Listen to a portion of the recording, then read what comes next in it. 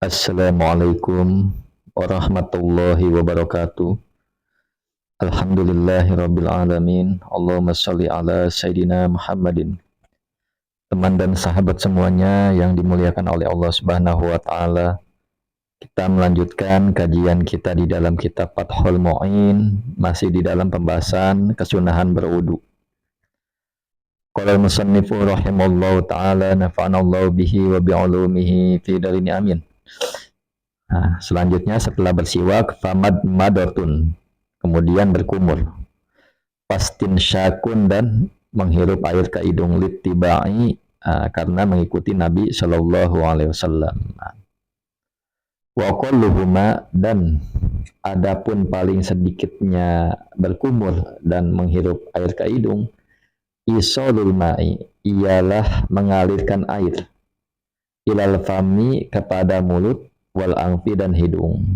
Jadi ini paling sedikitnya, menyampaikan air kepada mulut dan hidung.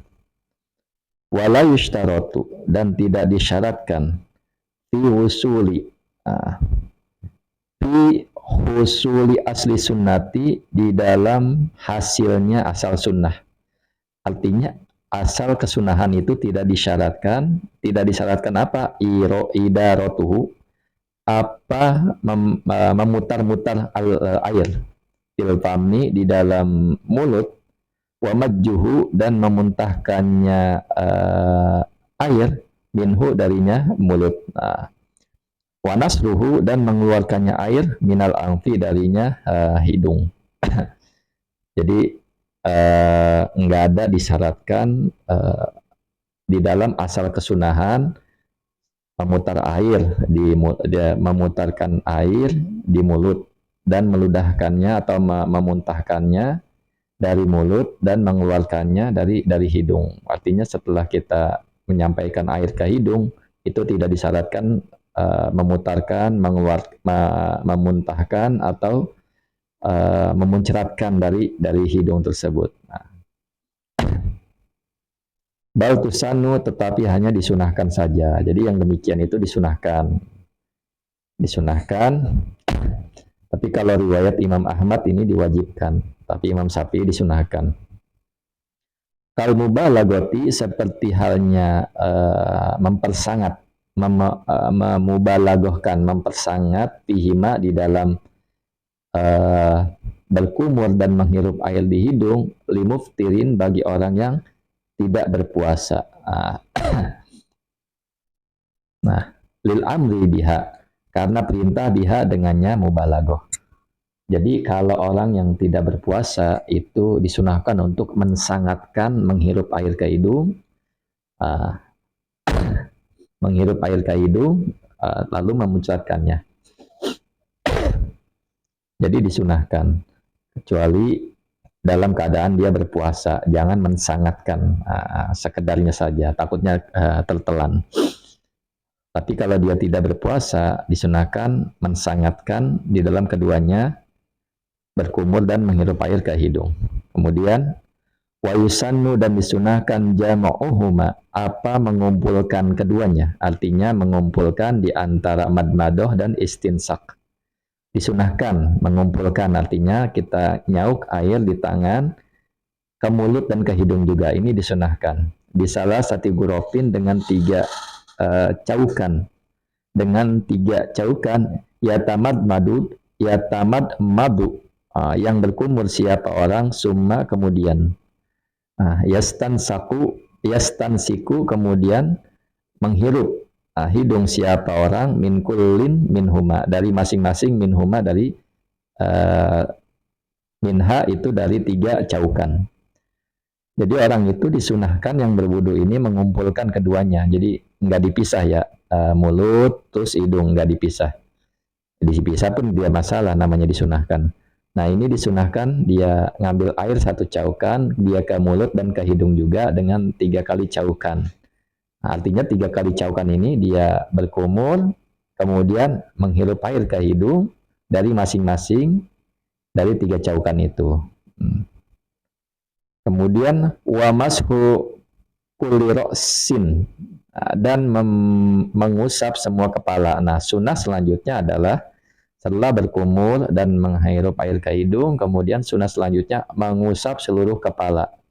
Yang wajibnya sebagian kepala, disunahkan mengusap seluruh kepala. Littiba'i, karena mengikuti Nabi Shallallahu Alaihi Wasallam. Wa khulujan, dan keluar min khilafi Malik, dari perbedaan Imam Malik wa Ahmad dan Imam Ahmad. Jadi Imam Malik dan Imam Ahmad seluruh kepala itu wajib. Nah, kemudian wa iniktasara, jika meringkas siapa man alal ba'di, atas sebagian kepala, fal aula, maka adapun yang lebih utama ayyakuna, ialah harus ada apa sebagian, huwa, ialah adapun sebagian, an-nasyatu, ialah ubun-ubun. Nah, jika seseorang meringkas, dia ingin meringkas sebagian kepala saja, artinya enggak mau semuanya, dia basuh. Yang wajib kan sebagian. Maka yang lebih utama adalah dia mengusap ubun-ubunnya. Allahumma sholli ala sayyidina Muhammad wa ala ali sayyidina Muhammad. Kemudian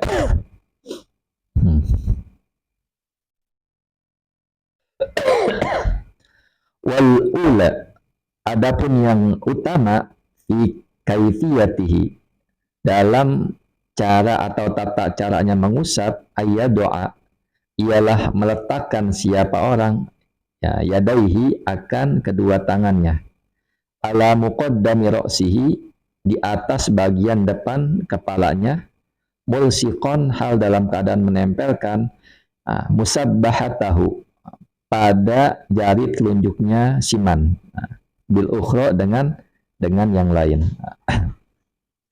Jadi kalau dicarain mudah ini ya, dicarain mudah. Kemudian saya lanjutkan dulu. Wa ibhamaihi, dan kedua ibu jarinya, ibu jari orang ini artinya jempol, ala sudawaihi, di atas dua pelipisnya orang. Summa, kemudian yudhiba, menggerakkan siapa orang, bihima, dengannya ibhamaihi, ma'abakiyati asabihi, beserta sisa jari jemarinya orang tersebut. Gawral ibhamaihi, selain kedua ibu jari. Likofahu, akan pada telunjuknya siman. Likofahu maksudnya sampai tengkuknya siman, tengkuk leher belakang. Jadi kalau caranya itu adalah yang lebih utama di dalam tata cara mengusap kepala, maksudnya meletakkan kedua tangan di depan kepala dengan posisi jari telunjuk dan jari bagian kanan menempel dengan bagian kiri. Ini kalau nggak dilihat susah, tapi kalau dilihat ini gampang, prakteknya ini mudah. Dan dua ibu jari berada pada bagian pelipis. Nah, ibu jari jempolnya ini tidak bergerak. Yang bergerak itu 4 jari telunjuk sampai kelingking, ya, bergerak ke belakang dan dibalikan kembali. Jadi seperti itu. Jadi istilahnya ibu jari jempol ini di pelipis, kedua tangannya ini kedua tangan, artinya jari telunjuk sampai kelingking dua-duanya ini dia yang muter ke belakang. Yang muter ke belakang, kemudian balik kembali. Nah, ini yang disunahkan mengusap seluruhnya seperti itu. Nah, kemudian Allahumma sholli ala sayyidina Muhammad wa ala ali sayyidina Muhammad. Summa, kemudian yarudduhuma, mengembalikan siapa orang. Nah, mengembalikan siapa orang pada keduanya, artinya kedua jari-jarinya dia selain yang jempol. Ilal mabda'i, kepada permulaan, inkana, kepada permulaan mengusap, inkana, jika ada, lahu, ialah baginya orang, sya'run, apa rambut, yang qolibu, yang membolak-balik rambut. Jadi orang ini kemudian membalik, ya, setelah ke belakang kemudian dibalikin lagi ke depan pada posisi semula. Jika memang model rambutnya bisa dibolak-balik, ya. Wa illa, kalau tidak bisa dibolak-balik saking gondrongnya misalkan. Kalau misalkan rambutnya tidak dibolak-balik, tidak bisa dibolak-balik, faliyat tasir, maka ringkaslah ala zahabi, atas menggerakkan saja. Jadi kalau rambutnya nggak bisa dibolak-balik, cukup dengan menjalankan saja. Artinya tidak dibalikan pun tidak masalah. Atau cukup menjalankan saja, tidak usah dibalik. Karena rambutnya mungkin sulit panjang dan sebagainya. Kemudian wa in kana, dan jika ada ala ro'sihi, ialah di atas kepalanya siman, imamatun, apa sorban, au kolan suwatun, atau kopiah atau peci, tammama, maka menyempurnakan siapa siman alaiha, tammama, maka menyempurnakan siapa siman alaiha, atasnya imamah dan kolan suwah, ba'da masin nasiyati, setelah mengusap ubun-ubunnya, littibai, karena mengikuti Nabi Shallallahu Alaihi Wasallam. Nah, kalau orang itu pakai sorban atau songkok atau kopiah, nah, jika dia mau jika ia mau mengusap semua kepala, nah, maka menyempurnakan dengan mengusap sorban atau songkok setelah mengusap ubun-ubun. Jadi rambut yang ada di ubun-ubun ini harus kena dulu, harus kebasuh dulu. Kemudian setelah itu baru di atasnya imamah atau kopiah dan dibalikan lagi. Seperti itu. Dia kalau orang kan kalau seandainya ada yang pakai imamah itu dia pakai lagi susah. Nah, mudahnya adalah dia tetap harus kena usapan ubun-ubunnya, dan setelah itu imamahnya yang diusap. Setelah itu dibalikan lagi, seperti itu. Atau kopiah, karena mengikuti Nabi Shallallahu Alaihi Wasallam. Karena Nabi suatu riwayat ini pernah berwudu seperti ini. Jadi dia mengusap sebagian kepala, selebihnya imamah yang diusap. Mudah-mudahan bermanfaat. Assalamualaikum warahmatullahi wabarakatuh.